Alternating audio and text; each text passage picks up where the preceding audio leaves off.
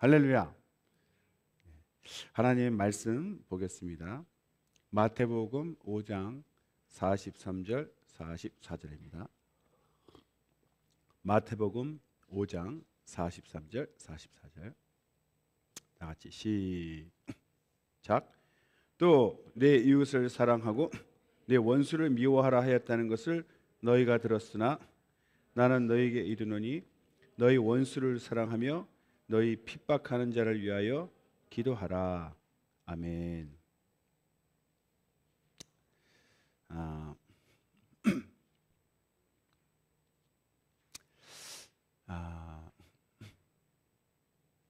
예수님 말씀 계명 너무 훌륭하지 않습니까? 그렇죠? 주님 말씀 읽을 때마다 어떻게 이런 말씀을 하실 수 있을까? 진짜 하나님이시다 이런 생각이 들어요. 세상 사람들이 할 수 없는 이런 고귀한 말씀을 우리에게 주시는데 조금 더 생각해 보면 그 말씀을 지키려고 보면 이 훌륭한 이 귀한 말씀을 순종하려고 하면 어떤 느낌이 들죠? 완전히 반전이 일어나지 않습니까? 이걸 어떻게 하는 거야 도대체? 오늘 본문도 오늘 그 주제가 용서의 능력입니다. 용서의 능력. 용서에 대해서 좀 얘기를 하려고 그래요. 왜냐하면 용서는 기독교의 최고의 가치입니다. 가치. 우리가 믿는 이 예수님 이 기독교의 가장 큰 가치는 용서예요. 용서. 사실 원수라는 개념이 뭡니까? 원수. 사전에 찾아보면 뭐라고 나오죠? 이렇게 뭐 해를 끼치거나 나를 힘들게 하거나 그런 이제 사람이라고 되어 있는데 저에게 원수가 뭐라고 무슨 뜻입니까? 물으면 한마디로 용서가 안 되는 사람이에요. 용서가 안 되는 사람. 아무한테나 원수라고 쓰지 않죠. 이 원수 같은 놈 이럴 때는 도저히 내가 너를 용서 못한다 이런 뜻으로 저는 받아들이는데 그런 원수를 용서하라고 그러잖아요. 그리고 너를 핍박한 자를 위하여 기도하라. 이 얼마나 아름답고 귀한 말씀입니까? 누가 자기를 핍박하지 않을 때 또 내게 원수가 없을 때는요 이런 말씀 남들에게 얘기할 수 있습니다. 원수를 용서하세요. 사랑하세요. 핍박하는 자를 위해서 기도하세요. 미워하지 말고 기도하세요. 이렇게 말할 수 있는데 살다 보면 자기에게 해를 끼치는 원수 같은 사람이 나타나죠. 또 이제 우리가 기독교인으로서 사회생활을 하면 핍박을 받게 됩니다. 뭐 잘한 것도 없는데 잘못한 것도 없는데 기독교인이라는 하나로 그 이유로 이렇게 핍박을 받죠. 그럴 때도 다른 사람들에게 또 자기 자신에게 담대하게 원수를 미워하지 마시고 용서하세요. 사랑하세요. 핍박한 자를 위해서 기도하세요. 이게 나옵니까? 저는 잘 안 돼요. 목사 관둘까요? 저는 항상 하나님 말씀을 전하는 직분 때문에 이 설교하지만요 항상 괴롭고 후회스럽습니다. 왜 내가 목사가 됐을까? 담대하게 안 되는 거예요. 담대하게. 내가 용서가 잘 안 되고 내가 핍박한 자에게 기도가 잘 안 나오는데 기도하세요. 용서하세요라고 안 되더라 이거죠. 내 자신이. 그런데도 해야 되니까 하는데 이 담력이 떨어져요. 나이가 잘 안 되니까. 여러분 우리가 이렇게 찬양할 때 얼마나 감동적입니까? 이 찬양곡 수많은 은혜 받은 사람들이 작곡을 해서 찬양곡을 만들겠지만 그 중에 정말 감동되고 널리 알려지고 이렇게 크게 이렇게 유행이 아니고 이렇게 감동되는 그런 훌륭한 곡들 지금 다 우리가 부르지 않습니까? 그러니까 한 곡 한 곡 정말 감동적이죠. 어떨 때는 보통 찬양 한 5분 안 되는데 한 3분 그 한 곡이 몇 시간짜리 설교보다 더 감동적일 때가 있습니다. 막 회개가 일어나고 찬양하다가 막 이게 막 감동이 일어나면 입이 막 안 벌어져요. 이렇게 하나님 앞에 딱 선 내 모습을 느끼기 때문에 막 처음에는 막 찬양하다가 도저히 나는 찬양할 자격이 없다 막 이런 생각이 드니까 막 입이 다물어지고 그냥 껄껄 울 때도 있고 그냥 앞에서 막 찬양해 주니까 듣고 고맙죠. 막 감동받고 막 이렇게 울다가 끝날 때도 있고 이렇게 참 얼마나 감동적인지 모릅니다. 그래서 이 예배 시간에 우리가 찬양하고 뭐 영상 보고 또 대표기도 듣고 이렇게 설교 듣고 이 모든 시간이 그 하나님 앞에서의 내 모습을 이제 발견하게 하는 거죠. 그래서 하나님 말씀을 우리가 묵상할 때는 참 아름답고 정말 귀한 말씀인데 막상 그대로 실천을 하려고 보면 안 되는 나를 발견하죠. 안 되는. 옛날 율법 시대 때는 겉으로만 그래도 마음은 없어도 겉으로만이라도 행위로만이라도 좀 이렇게 하는 척이라도 하면 넘어갈 수 있는데 이 예수님 오셔서는 이 마음속까지 계속 얘기하시니까 이제 행위를 얘기하는 게 아니고 네 마음에 미움을 품었냐? 그럼 넌 살인한 거야. 그러니까 얼마나 끔찍합니까? 내가 살인자? 나 이 땅에서 얼마나 착하게 사는데 왜 내가 살인자가 돼야 되는 거야? 주님의 수준은 어마어마합니다. 그런 수준을 요구하기 때문에 난 정말 천국 못 가겠다. 절대로 못 간다 이렇게 느끼는 거죠. 그러니까 우리는 유일하게 이제 예수님의 의, 그 우리가 배운 바대로 예수님의 보혈의 공로, 예수님의 의로 가는 거 아닙니까? 너무 우리가 쉽게 예수 믿잖아요. 믿으면 구원, 할렐루야. 그래서 어떤 사람은 시시해서 안 믿는데요. 하나님은 그렇게 쉬운 구원을 준 게 아니죠. 우리 입장에서는 쉬운 거죠. 이제 결혼하시고 오래 사신 분도 있고 결혼할 사람도 있겠지만 결혼할 사람들을 위해서 얘기하면은 결혼식하고 신혼여행 갈 때까지는 행복해요. 왜? 돈 쓰면서 이미 갖추어진 거 식당 가고 뭐 놀러 가고 뭐 이렇게 추억을 만들기 위해서 이미 갖추어진 데 가서 돈을 쓰니까 다 환영받고 얼마나 좋습니까? 근데 딱 이제 신혼여행 끝나고 집에 오면 현실이 시작돼요. 현실. 그 집안에 할 일이 있거든요. 할 일. 할 일을 이 두 사람이 해야 되는 거예요. 부부가. 그런데 내가 안 하면 배우자가 해야 되는 거죠. 그러니까 내가 편하면 배우자는 고생하는 거고 내가 수고하면 배우자는 편한 거예요. 간단합니다. 누군가는 해야 돼요. 그렇게 두 사람이 이렇게 하는데 이제 삶이 시작되면서 그 몸도 피곤하고 좀 이제 마음이 힘들어지고 서로 이제 티격태격하기 시작하면은 그때 계명대로 해야 되잖아요. 계명대로 아내를 예수님이 교회를 사랑하듯이 아내를 그렇게 사랑해야 되고 또 아내는 예수님 순종하듯이 남편을 뭐 머리력에 순종하라는데 그렇게 살아야 되는데 그렇게 되냐 이거예요.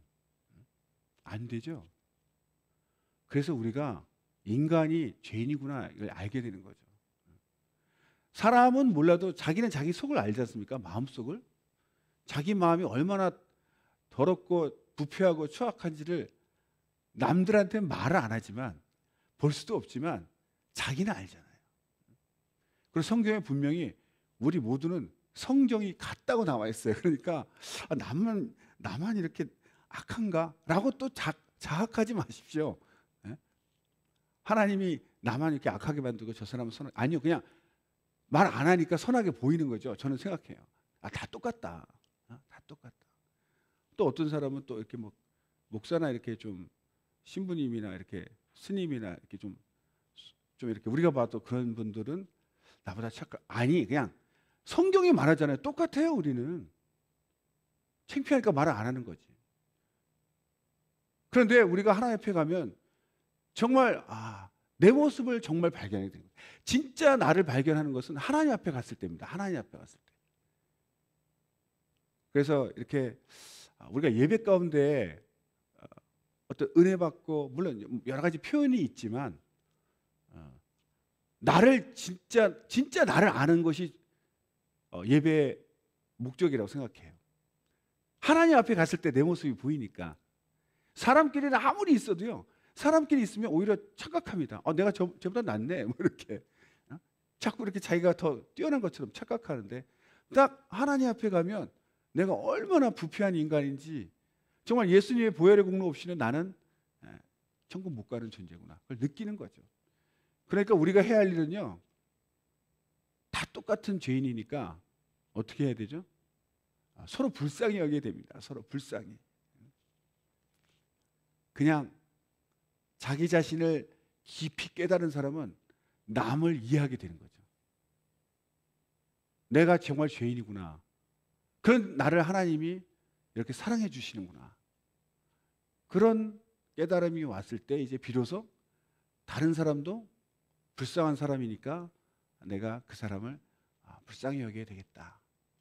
이렇게 되는 거죠. 다시 말씀으로 돌아가서 정말 하나님이 주신 계명은요, 정말 이 땅에서는 정말 아름답고 훌륭하고 귀한 말씀이지만 이게 순종할 수 있느냐?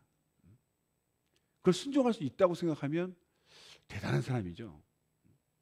거의 신의 반열에 올라간 분이라고 생각합니다. 그런데 원래 이 기독교라는 것은 하나님 계명을 우리 인간은 지킬 수 없다라는 걸 전제하고 하나님이 말씀하신 거예요. 우리에게 무슨 절망감을 주고 어떤 약 올리려고 그렇게 하시는 것이 아니고요. 예수님이 계명을 줄 때는 생각해 보세요. 예수님이 무슨 헛된 말을 하시겠습니까? 우리가 지키지도 못하는 말씀 탁 던져놓고 한번 지켜봐라. 하하, 그것도 못하냐? 이러실 분이 아니잖아요. 하나님 그런 인격이 아니었어요. 그러니까 예수님이 우리에게 이런 계명을 주실 때는 우리가 지킬 수 없는 계명을 주신 거예요. 다른 말로 하면, 그러나 지킬 수 있게 해주겠다, 지킬 수 있는 능력을 주시겠다는 약속도 전제되어 있는 거예요.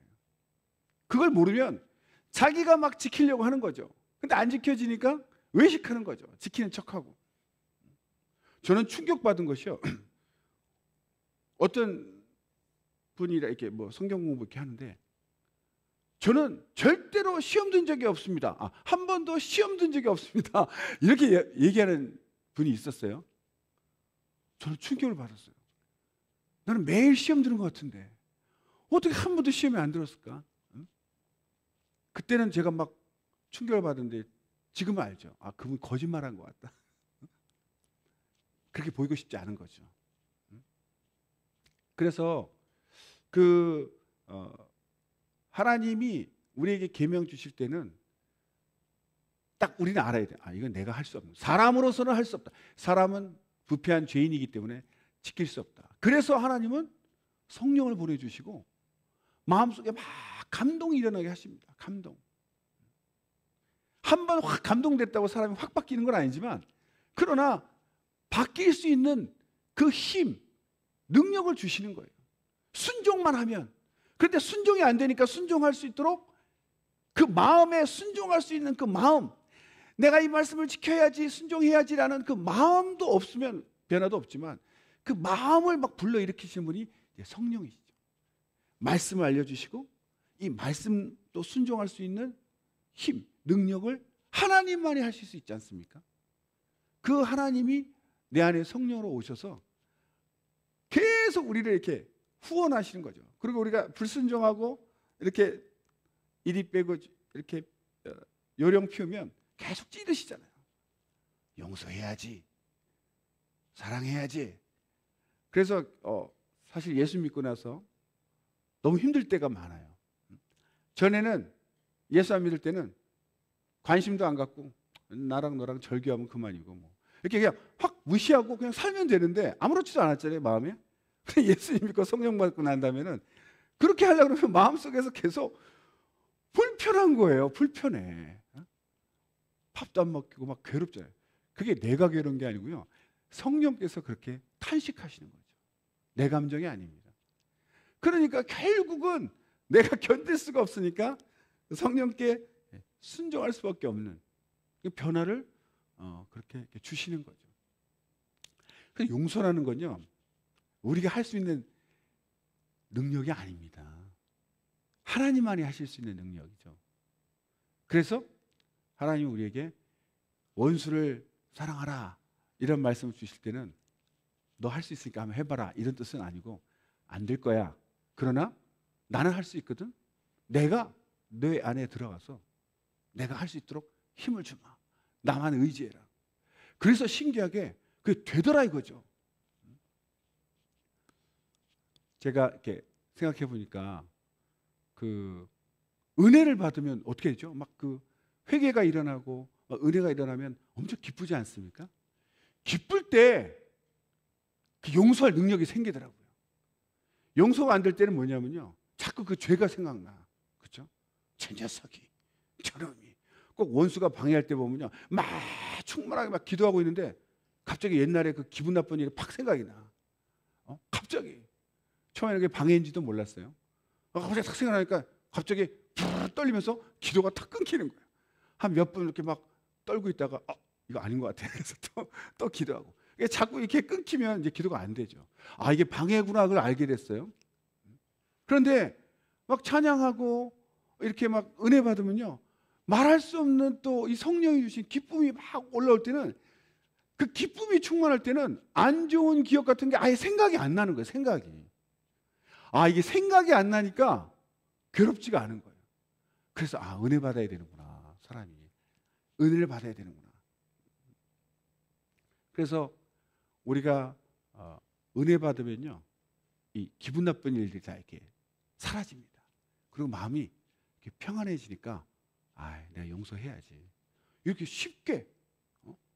처음에 충만치 않다는 증거죠. 내가 충만치 않을 때는 용서하는 일이 무슨 태산을 넘는 것처럼 이건 내가 도저히 할 수 없는 것이다 이렇게 생각했는데, 은혜가 충만하게 임하면 기쁨이 넘칠 때는 그 태산 같은 게 무슨 평지같이 이렇게 느껴져서 그냥 아무렇지도 않게 쉽게 이게 하나님의 능력이구나.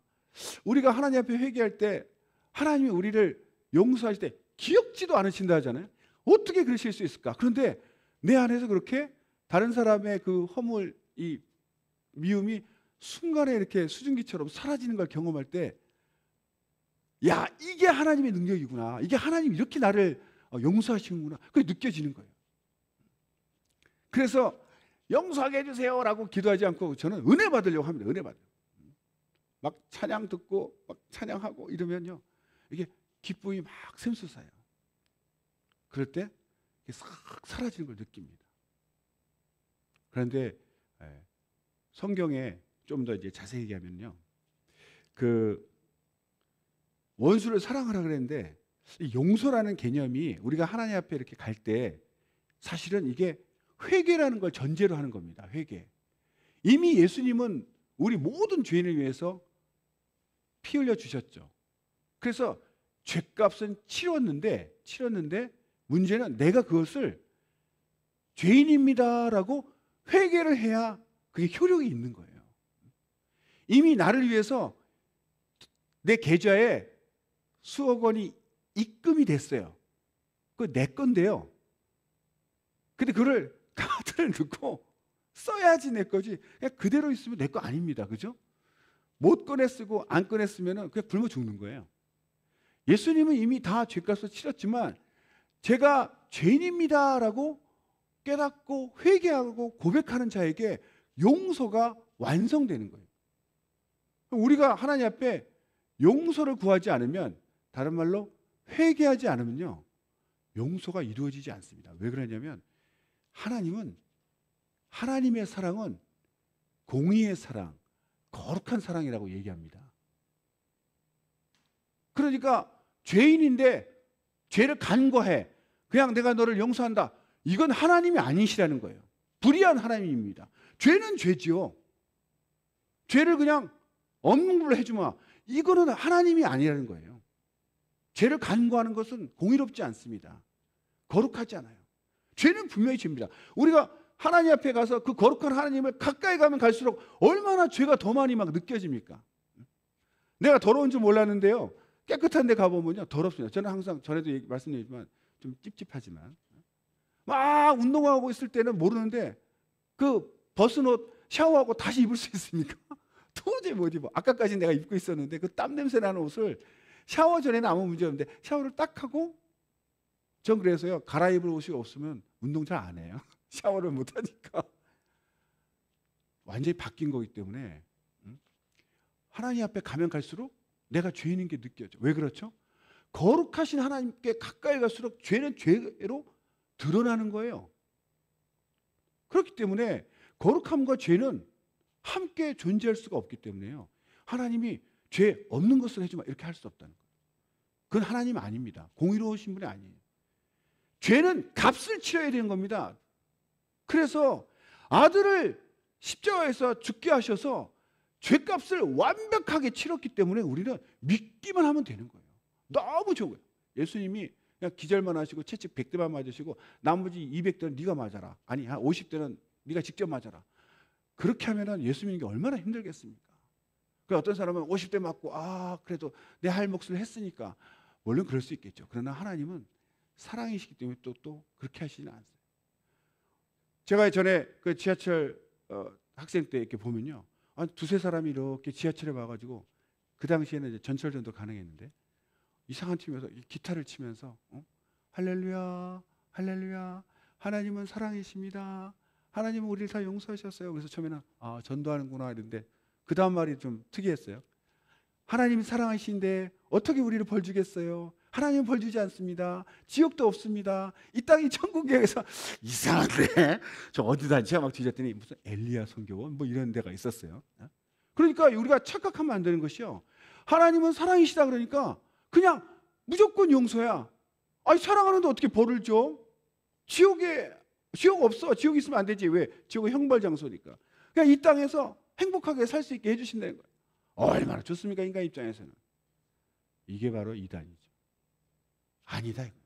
하나님은요, 거룩하신 그 하나님의 사랑을 얘기할 때는 거룩한 사랑, 공의로운 사랑이라고 얘기하기 때문에 이거는 죄를 분명히 죄값을 치러야 되는데 그것을 우리에게 돌리지 아니하시고 아들에게 돌렸기 때문에 진짜 하나님 사랑이시죠. 그래서 그것을 우리가 알고 나 대신 죄값을 치르신 예수님의 은혜로 나는 아무것도 하는 게 없어. 고백만 하면 용서받고 구원받으니까 정말 쉽죠. 우리가 정말 쉽다는 건요, 하나님이 다 이루셨다는 거예요. 아까 제가 신혼부부 얘기했죠. 내가 너무 신혼생활이 너무 행복해. 이거는요, 배우자가 지금 죽을 힘을 다해서 집에서 일하고 있는 거예요. 그렇게 생각을, 여기 결혼 안 하신 분 정말 명심하세요. 내가 편하면 배우자가 고생해. 그래서 병나면 어떻게 해? 그때는 내가 또 고생하잖아. 그러니까 차라리 내가 좀 튼튼하다 싶으면 예수님이 내게 베푸신 그 은혜를 가정에서 실천하는 거예요. 내가 예수님처럼 죽어라, 내가 튼튼하니까 다 수고하면요, 배우자가 편합니다. 예수님이 모든 것을 다 하셔서 우리가 이렇게 쉽고 간단하고 편하게 믿을 수 있는 것처럼 배우자가 편해. 약 오릅니까? 그 약 오르면 그 잘못한 거예요. 그건 사랑이 아니야. 사랑하니까 내가 수고하는 거예요. 그래서 내 배우자가 행복하고, 우리 집사람이 들어야 되는데 없네 이게. 정말 이 행복을 느끼게 해줘야 돼요. 사랑하니까 내가 다 하는 거예요. 내가. 저는 이제 처음에 무슨 남자일 여자일 이렇게 나누기도 하고, 어떤 분은 집에서 남자 여자, 또 밖에 나가면 남자, 집에서는 뭐 여자, 이렇게 나누면 안 되죠. 남자가 해야지. 남자가 머리니까 남자가 다 해야 돼요. 예수께 남자들이 저를 싫어하더라고, 이 얘기를 하면. 우리 동서 형님들이 나를 너무 싫어해, 이 얘기하면. 남자가 해야지. 남자가 머리니까, 책임자니까. 그러면 배우자가 얼마나 편하고 행복합니까? 그 편안하고 빵실빵실 행복해하는 모습을 기대하고 수고하는 거 아닙니까? 주님도 십자가에 달리실 때 이놈들 때문에 내가 십자가에 아버지 억울합니다 이러고 돌아가셨어요. 인간이 죄를 안 졌으면 나 그냥 보좌에 편하게 있었을 텐데, 이 인간들이 설악과 먹는 바람에 아버지가 가라니까 또 가가지고 일을 가면서 십자가에 달리셨나요? 아닙니다. 우리가 죄악에서 구원돼서 행복해질 것을, 아버지의 사랑을 회복하고 하나님과의 관계가 회복될 것을 기대하고, 그 기대 때문에 기꺼이 즐거운 마음으로, 몸은 고통스럽지만 십자가에 달리신 거예요. 그 마음을 아는 것이 그게 복음 아닙니까? 그래서 집에서 그렇게 실천하는 거예요. 그래서 내 배우자가 정말 편하고 행복한 거, 그거 보기 때문에 집에서 수고해도 고생이 아닌 거죠. 내가 자원해서 목적이 분명하지 않습니까? 내 배우자를 행복하게 하기 위해서, 내 배우자를 편안하게 하기 위해서. 그럼 그게 그대로 없어지지 않아요. 더 고급 서비스로 오죠. 더 맛있는 반찬, 음식이 나온다든가. 항상 이렇게 자기 배우자 얼굴이 피곤해 찌든 얼굴 보는 걸 원하세요? 그냥 편해가지고 할렐루야 빵실빵실한 거 원하세요? 그럼 본인이 선택하시면 돼요. 내가 웃으면 와이프가 울고, 내가 힘들면 와이프가 웃는다. 배우자가 웃는다. 이렇게 생각하시면 된다. 그게 복음을 가정에서 실천하는 거예요. 가정에서 실천하면 성공하면 그 다음 단계는 어디서 하는 거죠? 교회에서 실천하는 거예요. 교회에서. 제가 지난번 수요예배 때 계속 이렇게 제가 말씀드렸습니다. 저는 교회와 가정을 다르지만 같다고 봅니다. 가정은 육신의 사랑으로 형성된 공동체면, 교회는 예수님의 사랑으로 형성된 공동체예요. 그러니까 육신적으로는 좀 이름도 성도 다르고 좀 이렇게 남남 같지만 사실은 하나님의 자녀라는 그 공동체 의식이 있죠. 그러니까 여러분, 제가 이제 광고에서 또 갑자기 광고가 나오네. 이 토요일 날 봉사합시다 그거 뺐어요. 매주 보면 그 식상하고 효과도 없고 또 이게 스트레스 받으실까 봐 뺐어요. 그리고 맨투맨으로 하기로 했어요.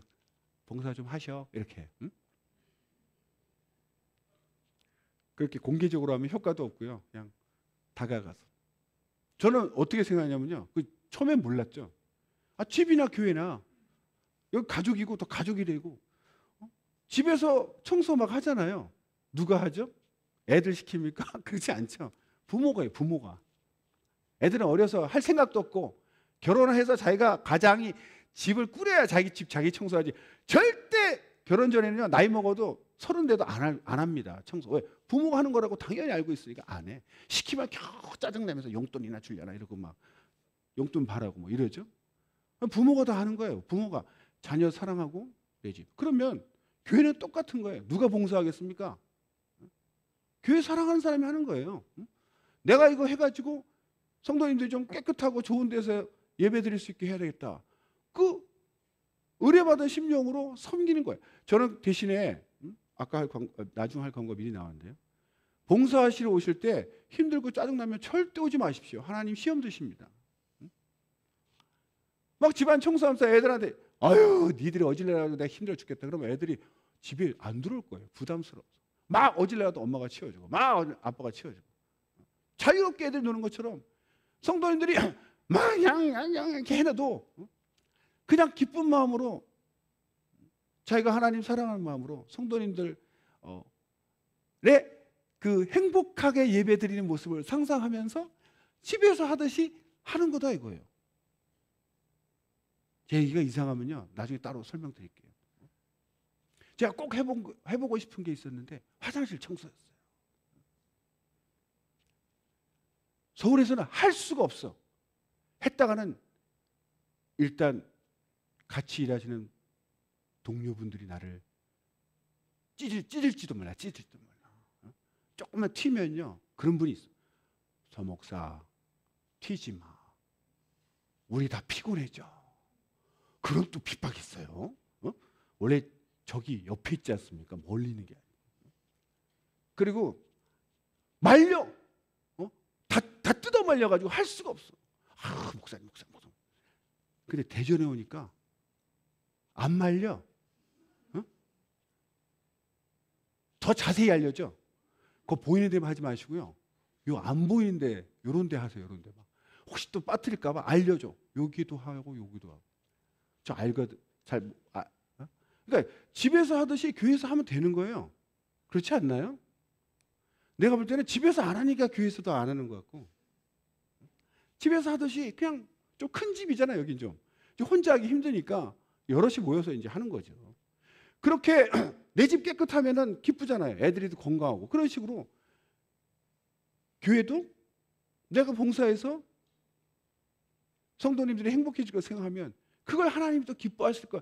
이런 생각으로 즐거움으로 해야죠. 이렇게 하기 싫은 사람 나오지 마세요. 그냥 정말 이런 마음이 있어서 와야 돼. 마음이. 그렇게 착한 마음을 가지면요, 그런 생각 들어요. 막 이렇게 땀 흘리고 하다 보면은 막 땀 엄청나죠. 이렇게 하는데, 야, 남들은 운동하러 가는데 이거는 자동으로 운동이 되는 운동. 운동도 되고 하나님도 기뻐하시니까 이건 영적으로나 육적으로 다 이건 유익하더라 이거죠. 이게 광고입니까? 아니, 설교예요. 네. 이렇게 이제 광고가 듣지 않게 우리가 용서를 하나님께 받을 때는요, 고백을 해서 내 것이 되는 거예요.